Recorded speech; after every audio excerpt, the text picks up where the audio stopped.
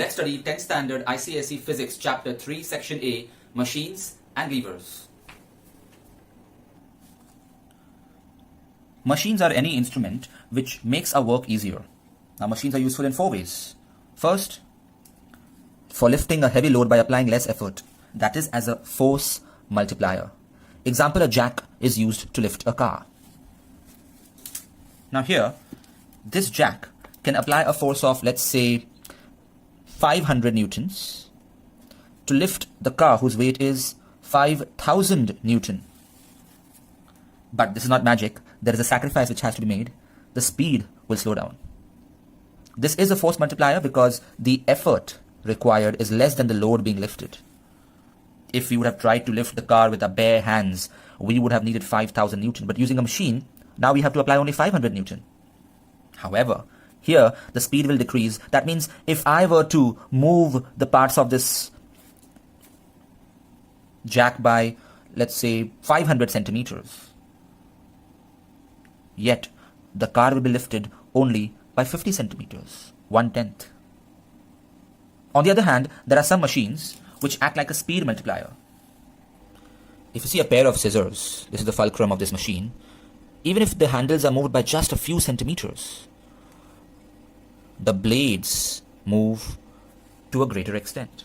So we are able to cut the paper very quickly. So it's a speed multiplier. However, here, the force exerted, that is the effort, will have to be greater than the load. If we tear the paper with our bare hands, we require less effort. But with scissors, slightly more effort is required, but that's okay. At least the speed of cutting increases tremendously, and even the accuracy of cutting it in a straight line. So machines can either be force multipliers or speed multipliers. They cannot be both. There is a choice to be made in a circumstance whether we want a force multiplier or a speed multiplier. Sometimes a machine is neither. Imagine one person is lifting a bucket by pulling the rope upwards, and another person is lifting the bucket up by pulling the rope downwards because he has a fixed pulley in use. Now the effort required in both the cases is almost same. If the weight of the bucket is, let's say, 10 newton, then the effort required will also be almost 10 newton. In fact, slightly more because there is friction involved as well. And yet, people would prefer using the pulley, even though it's not a force multiplier nor a speed multiplier, because applying the force downwards is more convenient and comfortable compared to applying the force upwards. So, the pulley is also a machine which changes the direction of effort to be applied to a more convenient direction, because here we can use the back muscles to lift the bucket up. The next example is about a cycle. This is the 4th way in which a machine is useful. A machine can be used in changing the point of application of the effort to a convenient point. In order to rotate the rear wheel of a bicycle, the effort has to be applied, but when we are sitting, our feet are ahead of the rear wheel. So we can only apply the effort here. And with the help of gears and chains, we can connect the pedal to the rear wheel. So even though we are applying the effort here, the load of the rear wheel will rotate. So with the help of this machine, we have changed the point of application of the effort to a more convenient point. Without this, we would have to use a unicycle standing on the single wheel and rotating like we see it happening in circuses. Now that we know what a machine is and what are its various uses, let's understand some terms related to machine. First of all, what's the load? Well, the resistance to be overcome by the machine is called the load, whereas effort is the force applied on the machine. The ratio of the load to the effort is called the mechanical advantage. So this is the formula of mechanical advantage, load upon effort. And since both of them are measured in the same unit, say Newton, Newton, or kgf, kgf, so there is no unit for mechanical advantage. It's just a ratio. Now, if we want to calculate the mechanical advantage of this jack with these assumed values, it comes out to be 5,000 upon 500, that is 10. The force, it's a force multiplier because mechanical advantage is greater than 1. Whenever the load is greater than the effort, the mechanical advantage ratio is greater than 1. It is a force multiplier because clearly less effort is required. On the other hand, for this pair of scissors, let's say the effort was 2 Newton and the load is 1 Newton. So let's calculate the mechanical advantage here. Load upon effort, that's 1 upon 2 or 0.5. So here the load is less than the effort, mechanical advantage is less than 1. Such a machine is a speed multiplier because the load is greater than the effort. However, the speed of doing work will be faster. And in case of pulley, well, if the load is 10 Newton, we can assume the effort also to be 10 Newton. So the ratio is exactly 1. So it is neither a force multiplier nor a speed multiplier. It is just a machine to change the direction of effort to a more convenient direction. The next term is velocity ratio. It is a ratio of the velocity of the effort to the velocity of the load. Now, remember, mechanical advantage was load upon effort, but velocity ratio is velocity of effort upon velocity of load. And another way to calculate this would be distance or displacement of the effort upon displacement of the load. Let's check this with an example. Again, in this example of scissors, the displacement of effort was just 1 centimeter, whereas the displacement of load, let's say, is 2 centimeters. Displacement of the load is greater because it's a speed multiplier. Let's calculate the velocity ratio out here. Velocity ratio is equal to displacement of effort upon displacement of load, which is once again 0.5. Even this is a ratio without any units, and very interestingly, we get the same answer for velocity ratio and the mechanical advantage, 0.5. So again, we can say that if the velocity ratio comes to be less than 1, then the machine is a speed multiplier. If it's greater than 1, then it's a force multiplier. And if it is exactly equal to 1, then it is neither of them. Now in practice, velocity ratio and mechanical advantage are not always equal because there is always some friction involved. So there is wastage of energy. So mechanical advantage is always slightly less than the velocity ratio. Only if the efficiency of a machine is 100%, which is not possible practically, it's an ideal machine. But in numericals, if you're assuming the machine to be 100% efficient, then the mechanical advantage answer will always be same as velocity ratio answer. Otherwise, if the efficiency is less than 100%, which is a practical machine, let's say 90% efficiency or 75% efficiency, then the mechanical advantage will be less than the velocity ratio, because mechanical advantage calculation does depend on the efficiency of the machine. It is affected, in fact, it is reduced because of friction and loss of energy, whereas velocity ratio is not affected by the inefficiency of the machine. When we do numericals based on these formulae, you will see many examples like this. But what is efficiency? Efficiency is simply work output upon work input into 100%. If you want the answer in percent, then you have to multiply into 100%. We have used this formula in chapter 2 as well. Work output is obviously the work done by the machine on the load, and the work input is the work done by the effort on the machine. And always the output is less than the input. Efficiency is always less than 100%. This is because of a few reasons, like friction, which is there in all the machines, and also because of the weight of the moving parts of the machine. No machine is, or no part of a machine can be weightless. Some other reasons could be that the strings involved in the machine, like in a pulley, are not perfectly elastic, or the parts are not perfectly rigid. That's why the efficiency is never 100% in an actual machine. But for numericals, often we will assume the machine to be ideal, that is, the efficiency is 100%, which would mean that the work output is equal to work input for such an ideal machine. Now let us derive a relationship between efficiency, mechanical advantage, and velocity ratio. We'll assume all the terms first. Now we know that the work input is effort into displacement. That's the formula of work. Work is equal to force into displacement. For input, the force is nothing but the effort, and the displacement is of the effort. Similarly, work output will be load into displacement of load. Now by definition, efficiency is equal to work output upon work input into 100% if you want the answer in percent. Let's substitute these two values in this equation. So we get load into displacement of load upon effort into displacement of effort. Now load upon effort is actually mechanical advantage, and displacement of load upon displacement of effort is the reciprocal of velocity ratio. So substitute this as MA and this as 1 upon VR. we get the final relationship, which is efficiency is MA upon VR. So if efficiency is 100%, mechanical advantage is equal to velocity ratio. But practically, mechanical advantage is always less than velocity ratio, and that's why efficiency is always less than 100%. Now let's study about simplest of machines called levers, which are of three types. What's a lever, first of all? It's any rigid, straight or bent bar which is capable of turning about a fixed axis, and that fixed axis can be shown by a fulcrum. Now, this can turn clockwise or anti-clockwise about the fulcrum. Depending on the position of the fulcrum, effort and the load, we have three classes of levers. In class 1, it is EFL, fulcrum in between the two. In class 2, the load will be between the two, and in class 3, the effort is between the fulcrum and the load. So I remember it by simply saying FLE. F means fulcrum in between, then class 1, L load in between, then class 2, and E effort in between the two is class 3. Let's look at some examples of machines of these three types. Now these are class 1 levers, and they're extremely important from exam point of view.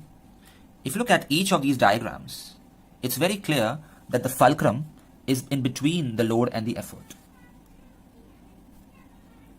Now it is not necessary that the effort arm and the load arm be equal. In the seesaw, the effort arm and the load arm are equal. The arms are always measured from the fulcrum. But let's say in case of a crowbar, clearly the effort arm is longer than the load arm. On the other hand, in the case of a pair of scissors, the effort arm is shorter than the load arm. Now, why is that relevant? Let's take an example of a seesaw. Imagine that we have the effort applied on the left hand side and the load, that is the weight of an object, was acting on the right hand side. Now, in equilibrium, we can say that the anti-clockwise moment of force is equal to the clockwise moment of force. That is the principle of moments. So we can say that the effort into the effort arm is the distance of the effort from the fulcrum, is equal to the load into the load arm. And by the way, this is the principle or the law of levers now. So on rearranging the terms, I'm getting load upon effort is equal to effort arm upon load arm. But load upon effort is nothing but mechanical advantage. So by the law of levers, we have got a new formula for mechanical advantage. It is equal to effort arm upon load arm. Of course, this is equal to load upon effort as well. That is by definition. But for levers, we have another formula, effort arm upon load arm. Now, what if effort arm and load arm are equal, as in the case of a seesaw? Then the mechanical advantage will be 1. What does that mean? It means that a seesaw is neither a force multiplier nor a speed multiplier. What if the effort arm is greater than the load arm? Then the mechanical advantage will be greater than 1. Which machine will satisfy that? Effort arm is greater than load arm, mechanical advantage is greater than 1. That is true for pliers. You can see here in the plier, the effort arm is longer than the load arm. So mechanical advantage is greater than 1. That means with a small effort, I can overcome a large load. That's why it's a force multiplier. That's why it's used to cut metal wires or thick wires.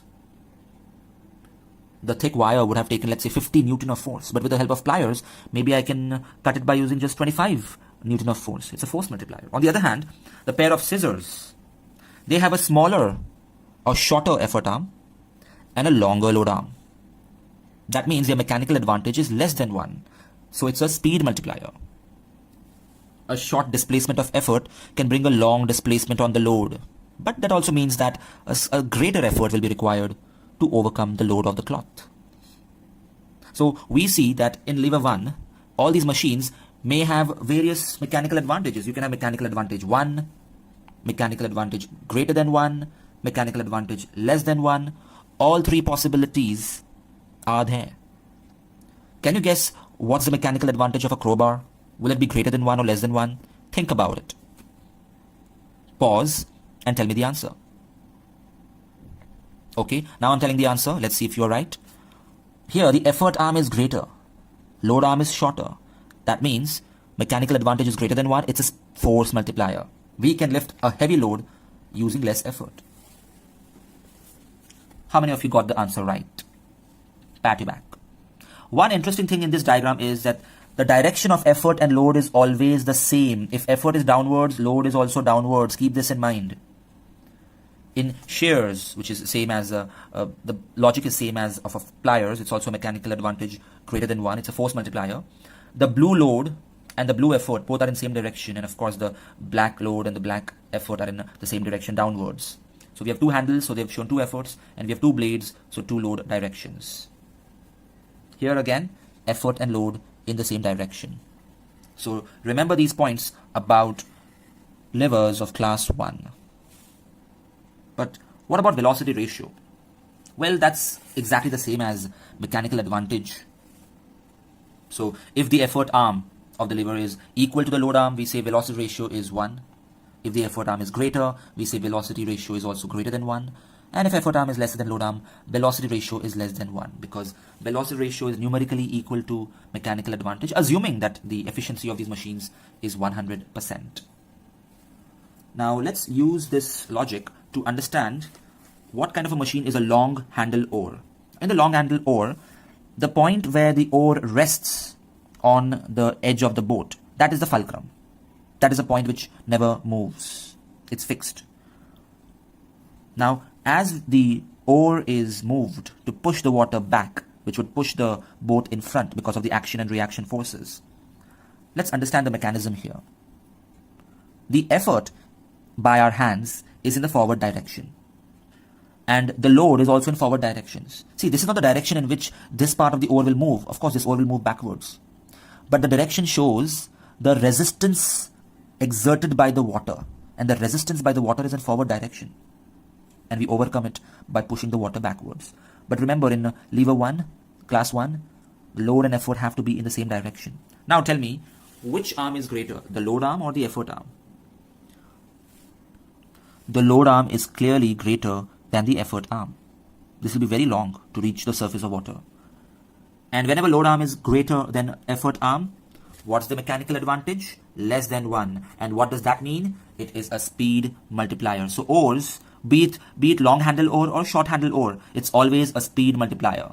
It enables us to exert a lot of force, a lot of effort to increase the speed of the boat. However, remember, this oar is of class 1. Now, if you look at class 2 levers, these are the various examples. Here, the fulcrum is not between the load and the effort. In fact, the load is. Look at the nutcracker. The load is between the fulcrum and the effort. Now, in all these cases, since the load is in between them, the load arm, that is from the distance between load to the fulcrum, is always less than the effort arm, that is the distance between the effort and the fulcrum. And whenever the load arm is less than the effort, mechanical advantage is greater than 1. That means all of these are force multipliers, always. So, class 2 levers are always force multipliers. Their mechanical advantage is always greater than 1. Their velocity ratio is always greater than 1. But interestingly, the direction of load and effort here are opposite. In class 1 levers, we saw that the directions were same, but in class 2 and even in class 3, we will notice that the directions are always opposite. So keep this point in mind. Now, instead of the nutcracker, if they ask you to draw a lemon crusher, the diagram will be very similar. And make sure that you make all the arrows as shown here. Finally, we have class 3 levers.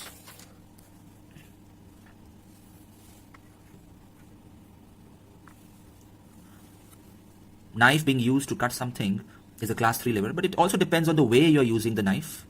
A foot treadle, for example, used for brakes, is a class 3 lever because the effort is between the fulcrum and the load. Even sugar tongs or any other kind of tongs will be class 3. Here, if you see the distance from between effort and fulcrum, that is the effort arm, is less than the load arm. The load arm is always greater. And whenever the load arm is greater, the mechanical advantage is less than 1. That means class 3 levers are always speed multipliers. Also here, spade lifting a load is class 3. Whereas spade being used to turn soil was class 1. Keep in mind, in these diagrams, arrows are in opposite directions. So to conclude, class 3 levers are always speed multipliers, class 2 levers are always force multipliers, and class 1 levers can be either. or even neither. In the human body, also we find levers. The nodding action of a head is an example of class 1 lever. Here the pivot joint between the axis and the atlas vertebrae is a fulcrum. The weight of the entire head can be assumed to be acting here as a load, and the effort is by the neck muscles. Class 2 lever is useful in raising the weight of the body on toes. Again, the load is the entire weight of the body acting here. The effort is by the calf muscles, and the fulcrum is at the base of the toes. And class 3 lever is in raising a load kept on a palm. Now when you are raising a load kept on the palm, the load is here and the elbow joint is the fulcrum. The effort is being applied by the biceps. But if you remember, the bicep muscle is attached to the radius and ulna bones with the help of ligaments. So when the biceps contract, they are moving the radius and ulna towards the humerus. So that is why we say the effort is out here. That is, the effort is between the fulcrum and the load. Also, we studied about the long handle oar being a class 1 lever. But what about the short handle oar? The short handle oar, which is used in various boating races, this is also a speed multiplier, just like the long handle oar. But the short handle oar is a class 3 lever. What happens is, here the left hand, let's say the left hand, is the fulcrum, and the right hand is applying the effort, so that we can row the oar and push the water backwards. So you can see here in this motion, my left hand isn't moving, it is the fulcrum, and the effort is in between the load and the fulcrum, so it is of class 3. So you can see here that even a short handle oar is a speed multiplier, just like the long handle oar is, but here the effort and load directions have to be opposite, because this is of class 3, whereas the long handle oar was of class 1. Hi students, this is AJ sir. If you like this video, press the like button. If you would like to enroll for my online test series or online lectures, email me or message me on Instagram. Check the description for more information.